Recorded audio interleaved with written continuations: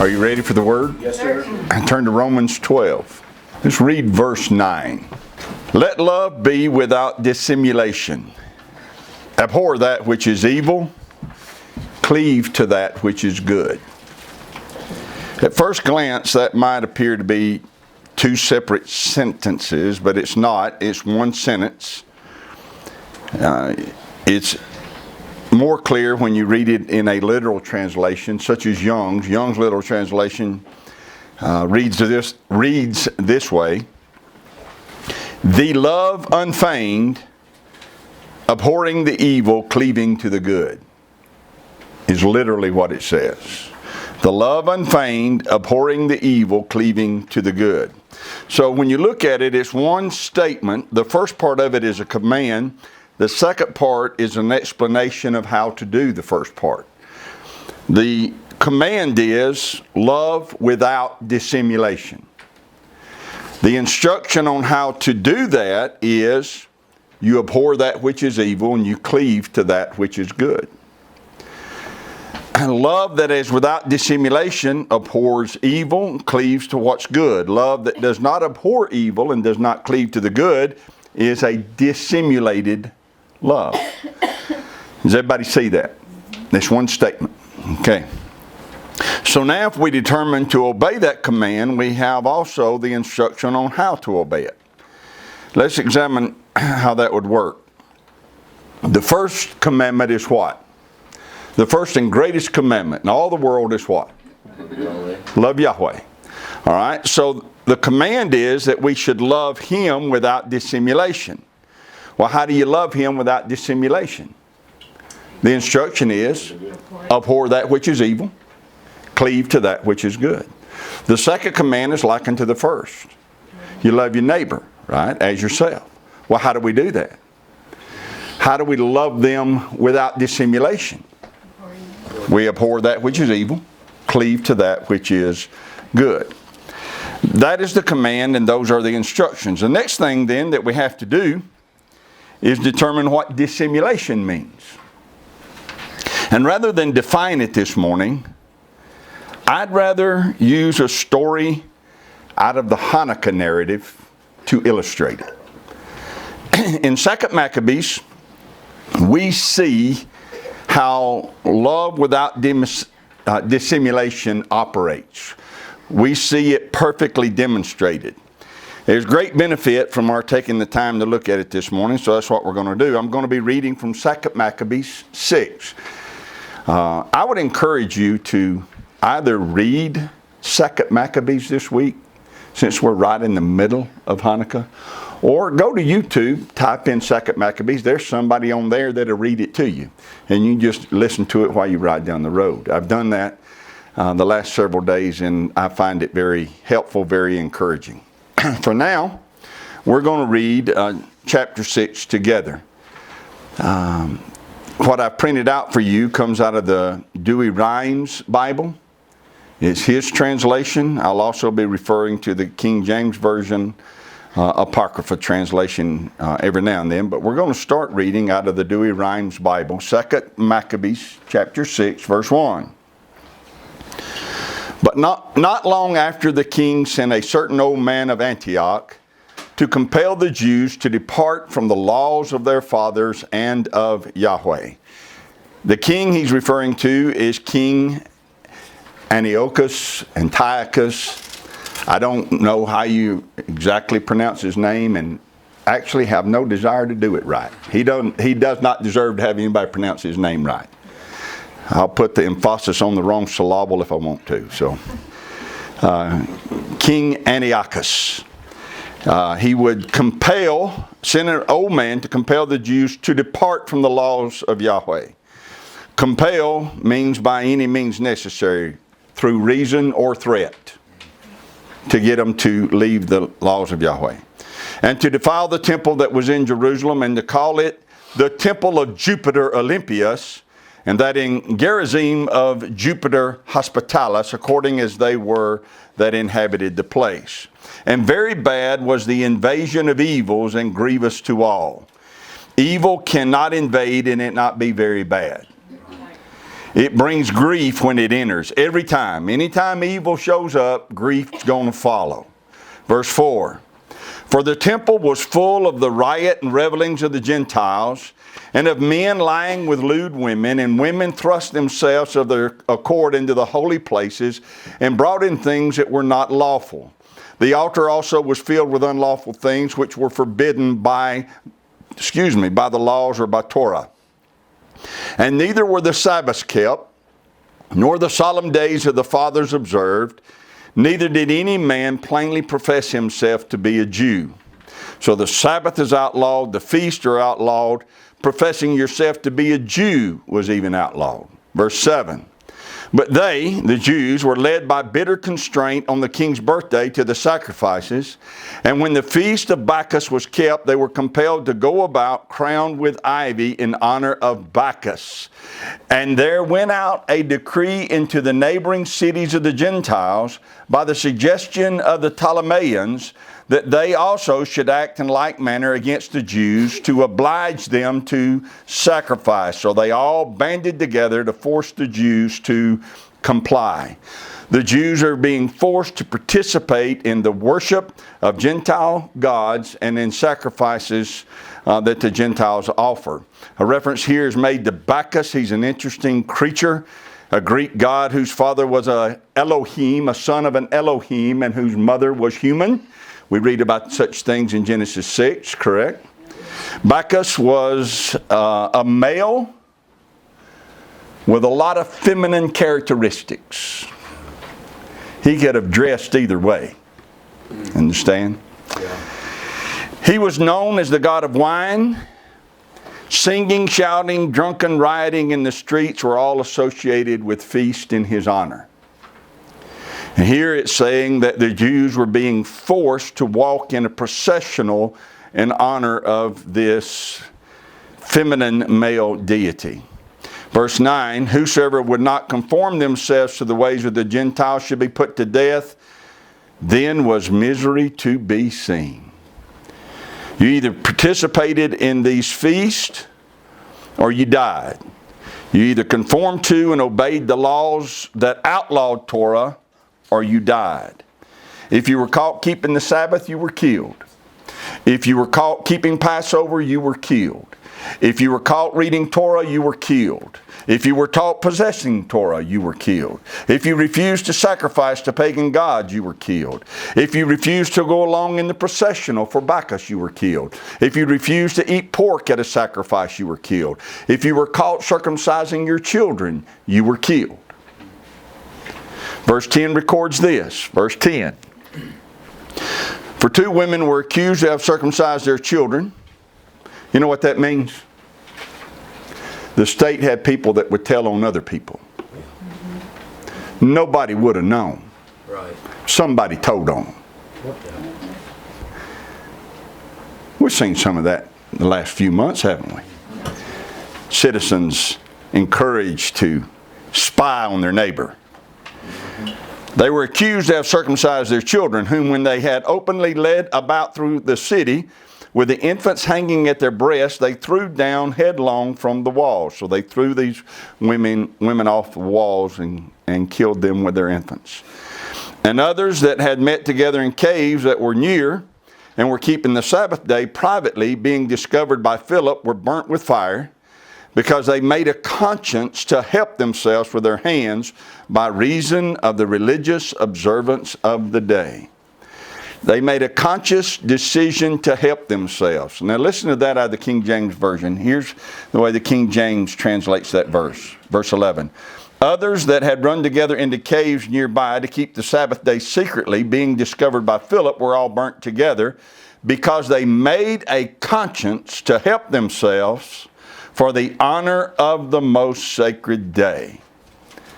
The law of the land said, you may not keep the Sabbath.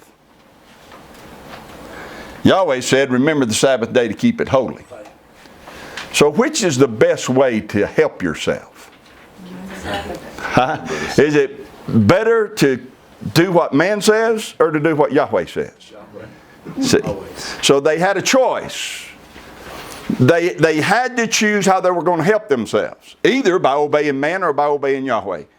they chose to obey Yahweh. They made a conscious decision to help themselves. The decision to remember the Sabbath. Every time you choose to obey Torah, you're helping yourself. That's right. Right. They were killed for doing what they did, but by doing that, they helped themselves. Yes, sir.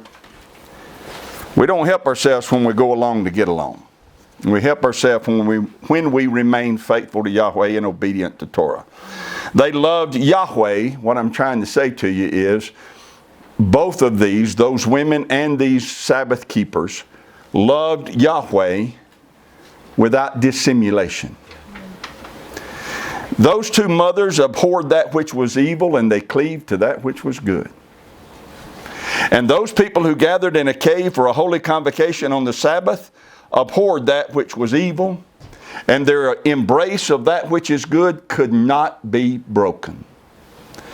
Did those mothers love their children? Yes, they did. Without dissimulation. Did those pastors and teachers who led that Sabbath meeting in the cave love their people? Yes, sir. Yeah, without dissimulation. Right. See? That kind of love is uncommon, untainted, and unbreakable. In the next verses, we see that the writers of 2 Maccabees felt like it was necessary to kind of pause and explain why those mothers had died and why those Sabbath worshipers had died. When you read of people dying because of obedience to Torah instead of being delivered, sometimes that needs to be explained. Yeah. Right? Because we'd rather read of the bad guys dying. Right. I like movies where the bad guys die. Right. I like to read the stories where the bad guys die. Right. Right? I'd rather read of how Daniel was not eaten by the lions. Right. I'd rather read of how Hananiah, Mishael, and Azariah did not burn in the furnace. Right. Right? I'd rather read of Goliath being killed, Jericho being destroyed, and I'd rather read about that angel who in one night went among the Assyrian army and 185,000 of them were dead. Right. After he passed through their midst. Right. Yes, sir. But sometimes you read of women being killed for obedience and Sabbath worshipers being killed for their obedience. And the author understands that would trouble you, so he felt like he needed to pause and explain it. But before we read his explanation, let's go to Hebrews 11 for just a moment. Hebrews 11 is a list of some people who did some mighty things through faith. How they wrought miracles and subdued kingdoms, did mighty things and experienced mighty deliverances. But not every one of them was delivered. Right. A lot of people read that and skip over the parts about those that didn't get delivered. Right. But Hebrews 11 explains that some weren't, and then explains why. So let's pick up in verse 35. Women received their dead raised to life again, and others were tortured.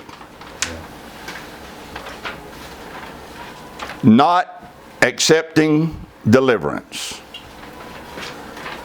Others were tortured, not accepting deliverance, that they might obtain a better resurrection. What does that mean, they did not accept deliverance? They could have compromised. There you go. It was a way out, but they didn't take it. All they had to do was yield to what some man was telling them to do. A way out. A deliverance was offered to them. Eat this pork and you may live. Forsake the Sabbath and you may live. Do not circumcise your children and you may live. And they would not accept that deliverance. Right. All they had to do was obey the law of the land. They refused it. Those two mothers could have been delivered, but they chose not to be. Those worshipers could have been delivered. All they had to do was not gather on the Sabbath in a cave. They chose not to accept that deliverance. Verse 36 of Hebrews 11. Others had trial of cruel mockings and scourgings, yea, moreover of bonds and imprisonment. They were stoned, they were sawn asunder, they were tempted, they were slain with the sword. They wandered about in sheepskins and goatskins, being destitute, afflicted, and tormented. It's more fun to read about how the 3 Hebrew children came out of that furnace and then were promoted. Right. It is no fun. Than reading about people that got sawn in two, slain with a sword, wandering about in sheepskins, destitute, afflicted, and tormented, of whom the world was not worthy. They wandered in deserts and in mountains and in dens and caves of the earth. And these all, having obtained a good report through faith, received not the promise. When bad things happen to good people, you need an explanation. And the writer of Hebrews explains it this way. He said, oftentimes deliverance was offered to them, but because of the condition of the world, they had to refuse the deliverance that was offered. And then he also says, and I love this, what he said in verse 38, sometimes when you look around and see bad things happening to good people, you just have to understand that the world that they were living in was not worthy to have them in their midst. That world was so wicked and so corrupt. It was not worthy of men and women like that walking among them. That's awesome, verse 38. Well, the writer of 2 Maccabees also offers an explanation. The writers is more than one. The writers of 2 Maccabees also feels like an explanation is needed, and so they give it. So let's go back there, and let's pick up reading 2 Maccabees 6:12. Now I beseech those that shall read this book, that they be not shocked at these calamities, but that they consider the things that happen not as being for the destruction, but for the correction of our nation. For it's a token of great goodness when sinners are not suffered to go on in their ways for a long time, but are presently punished. You see what he said? He said this suffering came because we were not living in complete obedience to Yahweh. We had grown slack in our devotion to Yahweh. He said that this suffering that I'm telling you about is a token of Yahweh's goodness, that He did not allow us to continue a long time in our slackness. It's a demonstration of His goodness that He wouldn't allow us to continue to drift away from Him. Verse 4, for not as with other nations whom Yahweh patiently expecteth, that when the day of judgment shall come, He may punish them in the fullness of their sins, does He also deal with us so as to suffer our sins to come to their height and then take vengeance on us. That's a beautiful passage if you'll sit and think about it and meditate on what he just told you there. He says Yahweh does not deal with us as He does with other nations. With other nations, He allows their sins to come to fullness, and then He fully punishes them, taking full vengeance on them. He just sits back and waits. Yeah. Till the day of their evil comes to fullness, and then He unleashes vengeance on them. He says Yahweh does not deal with us like that. But with us, He said, He corrects us so that our sins do not come to the fullness of that height. He does not want to take vengeance on us. Therefore, when we err, He corrects us. Right.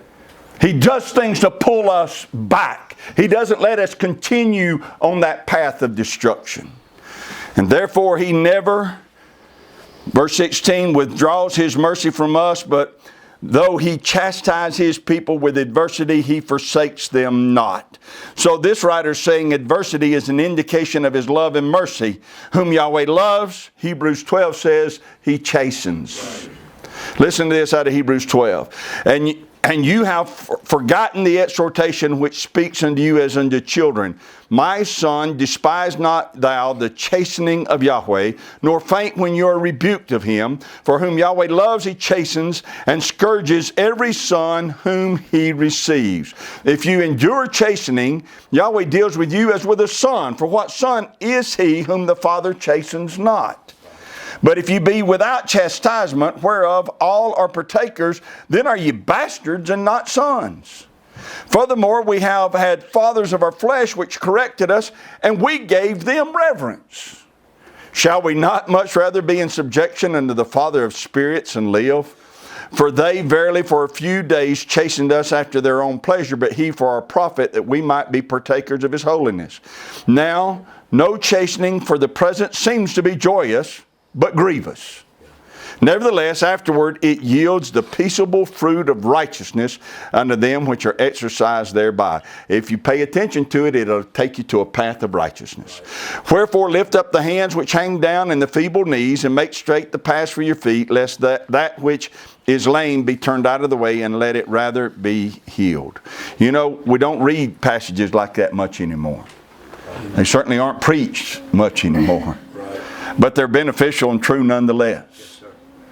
There are times that the bad guys cause us grief, and what Hebrews is telling us and what the Maccabees was telling us is it can't be blamed on Yahweh when the bad guys cause us grief. If the bad guys cause us grief, it's because we got lax in our devotion to Yahweh and allowed the bad guys to thrive in our presence. I said we got lax in our devotion to Yahweh and we allowed the bad guys to thrive. Right. We didn't abhor that which was evil like we should have. And we didn't cleave to that which was good like we should have. And it gave place for evil to rise up. And as evil began to rise up, it began to cause more laxness. And to fix it, correction had to come. All right, listen, we're going to go back here. 2 Maccabees 6, verse 17. But let this suffice in a few words for a warning to the readers. And now we must come to the narration. Then he's going to move on to another story or another narrative. But listen to what he said first in verse 17. These stories I'm telling you are not told for a wow factor, he said. These stories that I am telling you are not told to dishearten or to discourage you. These stories that I'm telling you are told for one reason and one reason only, and it's to warn you. Well, what's the warning? If the stories are told for a warning, what is the warning? The warning is that every step that a society makes away from Torah opens the door for evil to come in. And when evil comes in and grows and gets control in a society, those who love Yahweh become targets of destruction. Let's state it again. Since he said I'm telling you these stories, he said. I told you the story about that woman. And I told you the story about those worshipers in the cave. But all of these stories I'm telling you are to warn you. And the warning is this, that every step you make away from Torah allows evil to come in. And when evil comes in, it grows and gains control. And when it gains control, you become a target of their destruction. This is why evil wants the police defunded. Right. This is why evil wants you unarmed. Right. Yes. They have some very evil intentions toward those who love Yahweh and love Torah. They have some very evil intentions for you. Yes. And the only thing that stands between their evil intentions and you are police and your weapons. Yep. That's the reason they want to defund the police and come get your weapons. Because evil has grown and taken control of a lot of things in our nation. Because we got lax. Yes. We didn't abhor that which was evil. We became tolerant. Because those in the pulpit were telling us that tolerance was Christian. Right. There's a lot of difference between tolerate and abhor, isn't there? Yes. Come on. Yeah. Abhor that which is evil. Tolerate that which is evil. Well, which do we do? Right. If you love Yahweh and you love your neighbor, you abhor that which is evil. Right. The stories of Hanukkah are a warning. No wonder the Apocrypha was ripped out of our Bibles. True. No wonder the powers of darkness want people to celebrate Christmas instead of Hanukkah. Yeah. Because Christmas comes out of darkness. Hanukkah exposes darkness. Amen. The stories of Hanukkah are a warning to all who will read them, remember them, and heed them, that when Torah is forsaken, evil thrives, and when evil thrives, Torah becomes a target for destruction. Now, let's pick up in verse 18. We're going to read about a man who loved without dissimulation, a man named Eleazar. Verse 18. Eleazar, one of the chief of the scribes, a man advanced in years, and of a comely countenance, was pressed to open his mouth to eat swine's flesh. But he, choosing rather a most glorious death than a hateful life, went forward voluntarily to the torment. May we never be faced with such a decision. But if we are, then here we find an example of how to make the correct decision. Choose to die a glorious death over being allowed to live a hateful life. King James translates verse 19 this way, but he, choosing rather to die gloriously than to live stained with such an abomination, spit it forth and came of his own accord to the torment. That is, they tried to put pork in his mouth, he spit it out and chose to die gloriously rather than to be stained with the abomination of saying that he swallowed that stuff. Chose to die rather than to live stained. When you read of Hanukkah, that's the reason I believe that it should never be forgotten. It should always be remembered. When you read of Hanukkah, you see that Satan used to have to get tyrants to threaten to kill people to make them disobey Yahweh concerning this command. He used to have to use tyrants with swords to threaten people to get them to disobey Yahweh. But now in our day, he has for the moment chosen instead to put lying spirits in the mouths of preachers and have them convince people that if they truly love this one named Jesus, they'll prove their love for him by eating the pork. True. Yeah. People aren't being threatened with a sword anymore. They're being encouraged from the pulpit Right. that if they really love Jesus, they'll forget those dietary laws. Yeah. True. More success is being done from the pulpit than ever was at the edge of a sword. So I said that to say this. You're refusing to eat pork is no small thing. Don't ever view it as a small thing. It's a big thing to Yahweh, and evidently, it's a big thing to Satan. Right. When those controlled by Satan rule, they always insist on four things. When Satan's people are in control, they always insist on four things. Number one, that you do not keep the Sabbath. Number two, you do not get circumcised. Number three, you do not keep the feast. And number four, you got to eat pork. That's right. You mean you don't eat bacon? Why would Satan be so consumed with enforcing those four things? Could it be because he knows how important those things are in identifying the true worshipers of Yahweh? It has to be. Satan knows and goes after those four things because it must be that it's impossible to worship the true Elohim if you do not keep the Sabbath, keep the feast, follow circumcision, and the dietary laws. Right. Listen to me. Don't mishear me. Salvation is by grace through faith, not of works, lest any man should boast. But those who are saved become worshipers of and servants of Yahweh. And if those four things were not important, then Satan would not fight so hard against them. Right. True. And those who are saved and become servants of Yeshua and of Yahweh, those four things identify them as the true worshipers of Yahweh. Yes. In every age, in every generation, Satan fights hard against those four things. So I would say if a person fights against any of those four things, he's not fighting with Yahweh.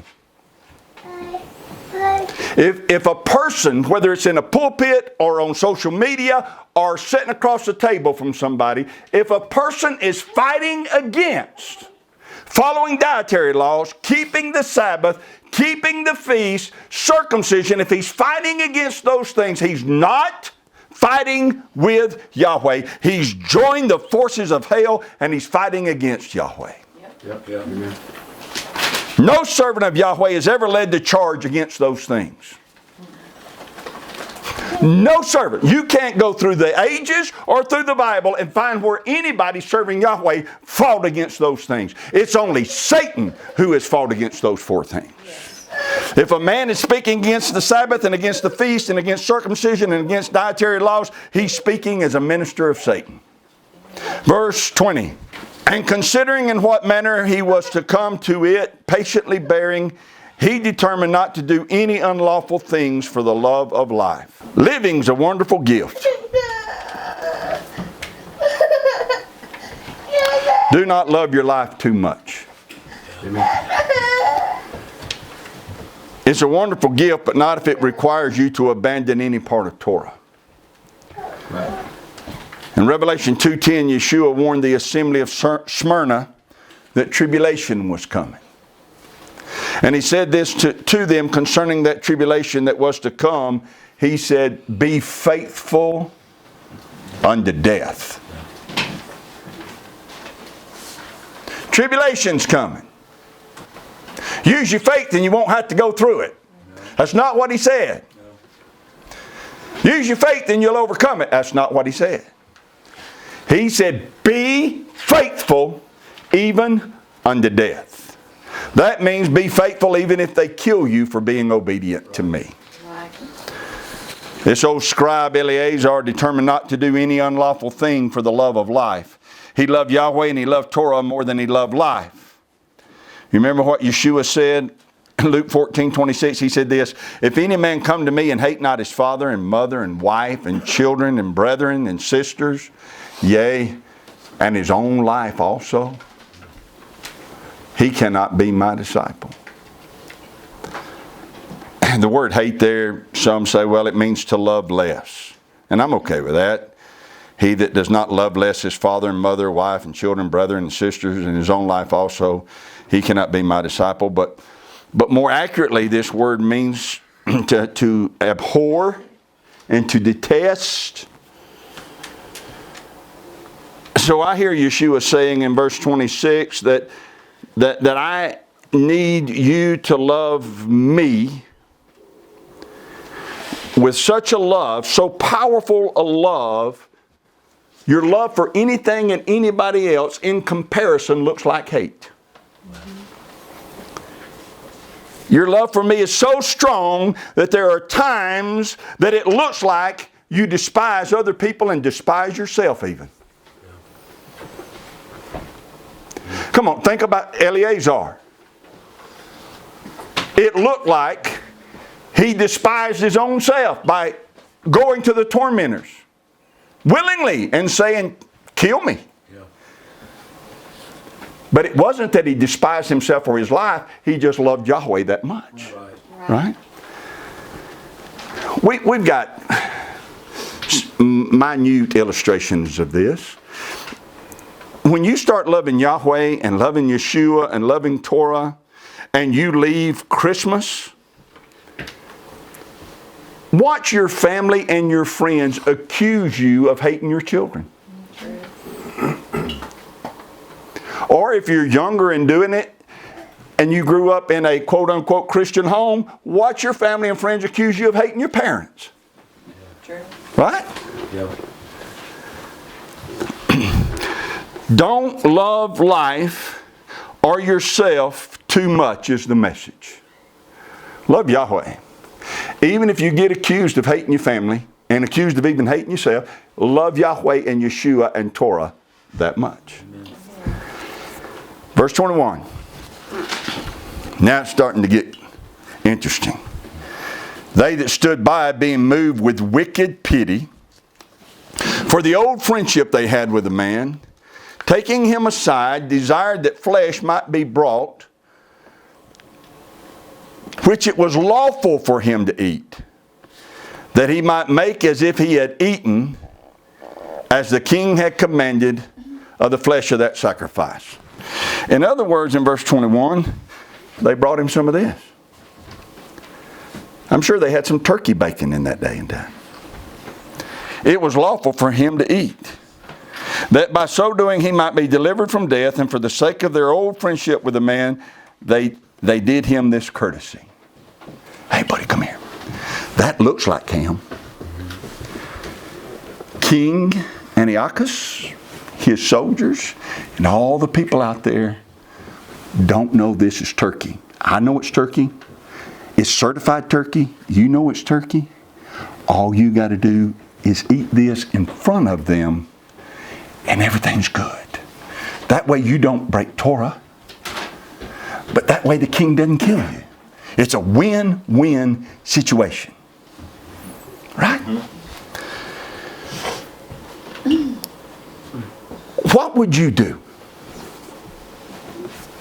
I'm serious. Let's put ourselves in that place. What would we do? We eat that, we wouldn't be breaking Torah because it's turkey. What would we do in that situation? What we would do in that situation is determined by one thing: whether our love for Yahweh is with or without dissimulation. If it is with dissimulation, we eat it.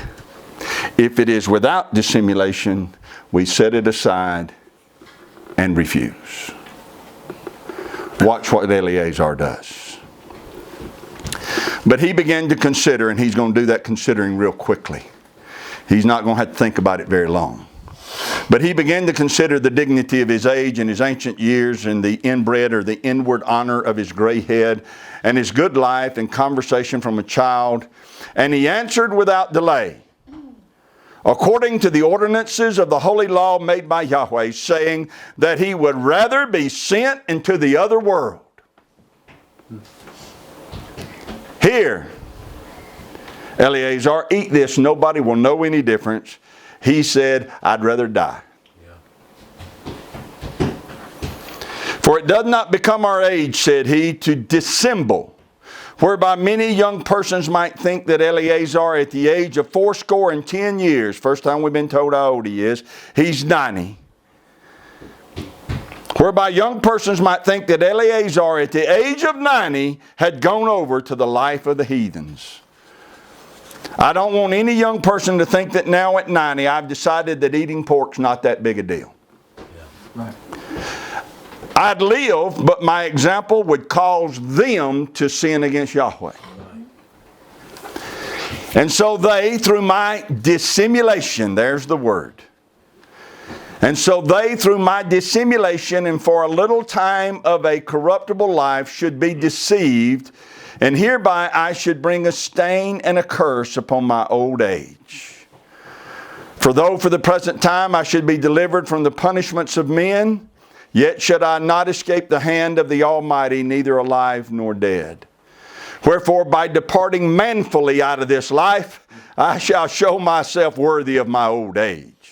And I shall leave an example of fortitude to young men, if with a ready mind and constancy I suffer an honorable death for the most venerable and most holy laws. And having spoken thus, he was forthwith carried to execution. And they that led him, and had been a little before more mild, were changed to wrath for the words he had spoken, which they thought were uttered out of arrogancy. They acted friendly earlier as long as they thought they could get him to comply.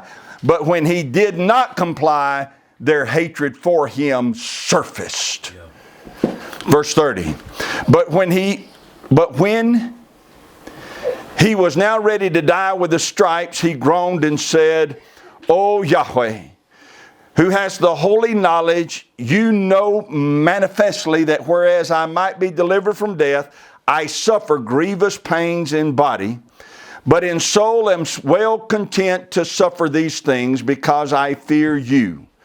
Thus did this man die, leaving not only to young men, but also to the whole nation the memory of his death for an example of virtue and fortitude. Amen. Notice his words in verse 25. And so they, through my dissimulation for a little time of a corruptible life, should be deceived, and hereby I should bring a stain and a curse upon my old age. What did he mean by that when he said, by my dissimulation? What he was saying was that he knew his words and his actions had to always match. Right. He meant that his heart and his hands had to always be in unison together. He could not say with his mouth that he loved Yahweh and not be obedient at all times to Yahweh and demonstrate that. He had to abhor that which was evil. He had to cleave to that which was good. In this case, it meant abhorring the command of a man to eat pork and to cleave to Torah, which forbids him from eating the pork. He could not say with his mouth that all men should love Yahweh and be obedient to him, and then demonstrate by some action that there are times that we just cannot be obedient. To pretend to eat pork would have been to say to the onlookers that Torah is not absolute truth. Right. It's not absolute in its authority over man. To pretend to eat pork would have said to the onlookers, your life is more valuable than obedience to Torah is.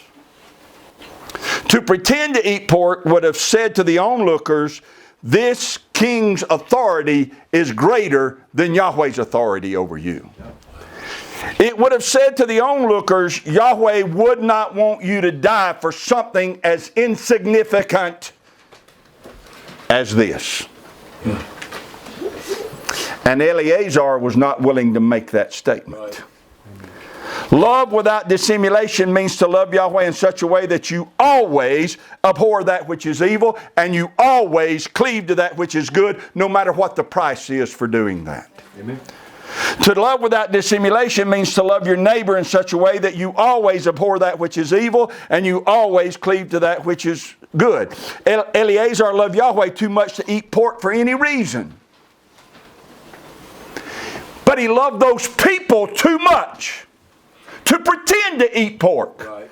even if it would save his own life. Right. That's love without dissimulation. Yes, Yes. It was not the ones who ate and encouraged their children to eat who loved their children. Right. It was Eleazar who loved their children.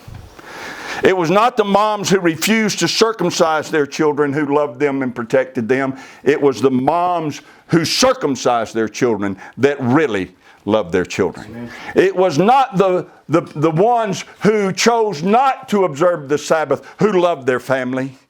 It was those who chose to keep the Sabbath, even at the threat of death, that loved their family. Amen. True love must always be without dissimulation. Amen. Look at the example of the 90-year-old Eleazar and we'll close. Look at the example this 90-year-old man left for us to follow. Verse 19, he shows us that a glorious death is greater than a stained life. Verse 20, he shows us a life that requires us to do the unlawful is not a life ever to be chosen. Death is better than that. In verse 21 through 23, he shows us that the holy law of Yahweh must govern every decision we make in every situation. Verse 24, I see three lessons from him. Lesson number one, our words and actions always have to match. Lesson number two, our life and Torah must always align. Lesson number three, to forsake Torah in any way is to align yourself with the heathen. Amen. You're not just choosing not to obey Yahweh, you're choosing to align yourself with heathens. Verse 25, he shows us that to believe it is okay to eat pork for any reason is to be deceived. If you believe it's okay to abandon the dietary laws Eleazar shows us you've been deceived. Verse 25. To hide your obedience from others is to help lead them to hell. If you're going to be obedient but do it in secret, you're contributing to other people going to hell. Right. Verse 25 also, he shows us life is short and temporary. It is. Live for eternity. Verse 25, he also shows us anything that we do that causes others to disobey Yahweh puts a stain on our own life. Verse 26, he shows us that it is appointed unto men once to die and then the judgment. People often talk about how that death is certain. Well, death is not the only thing that's certain. Right.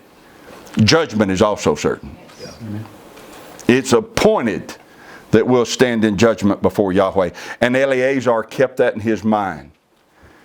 They can kill me, but that's fine. They're going to kill me as an obedient man because when I leave here, I'll stand before him in judgment. Verse 27, I like this one. We should live manfully and die manfully. Yes. Also in verse 27, the longer we live,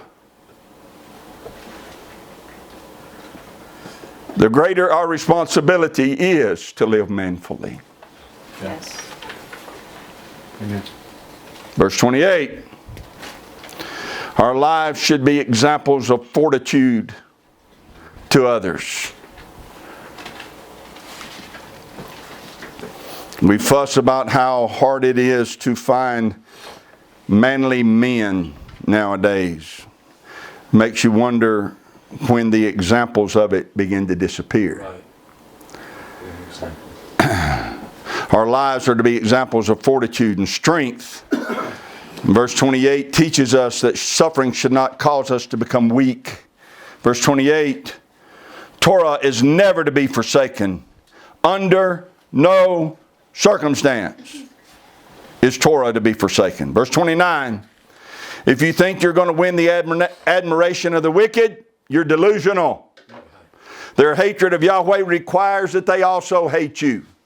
If they pretend to like you, understand, they're just pretending. Yeah. Yes.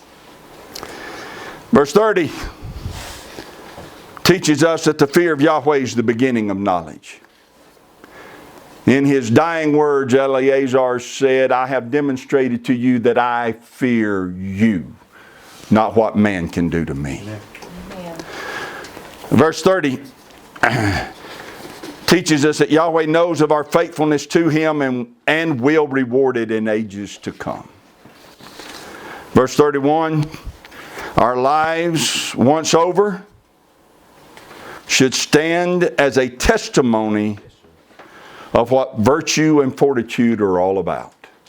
Yes. Live strong and live right. You cannot live right if you're not determined to live strong. You cannot live right if you're not determined to live strong. The weak will crumble. Yes, sir. Yes. But you cannot live strong if you do not live right. Any life that's not based on Torah is built on shifting sand. So live right and live strong. Love Yahweh without dissimulation. How do you do that? Well, you abhor that which is evil. Hate it, detest it, resist it. You cleave to that which is good, embrace it, hold on to it, let no man strip it out of your hands. You love your neighbor as yourself by abhorring that which is evil. You abhor that which is evil for their sake, and you cleave to that which is good for their sake. No matter what it might seem to cost you, that's what true love looks like. Right. So just in case you didn't know, I love Hanukkah. It teaches me how to love Yahweh. And it teaches me how to love others. And how to do both of those things the correct way. Yes, sir. I'm going to encourage you one more time. Go listen to 2 Maccabees. Go read 2 Maccabees. There's a lot you can learn also in 1 Maccabees about the overview. But in 2 Maccabees, it begins to break down the individual stories of people who individually had to resist the evil that had risen up in the land. And it starts telling us about Judas of Maccabee. Another reason I love Hanukkah, because Hanukkah reminds us that there are times that Yahweh needs hammers. Yes. Yes. There are times that he needs good Samaritans. True. Come on. Right. But there are also times when Yahweh needs hammers. Yes, sir. And I'm not talking about these little things that you find sometime in a woman's toolbox she keeps under the sink. I'm talking about hammers. And Hanukkah reminds us that when such times arise, those who truly love Yahweh, you can spot them Yeah.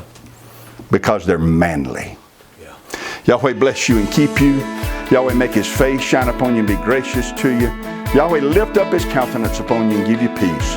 As his name is put upon you, so shall he bless you.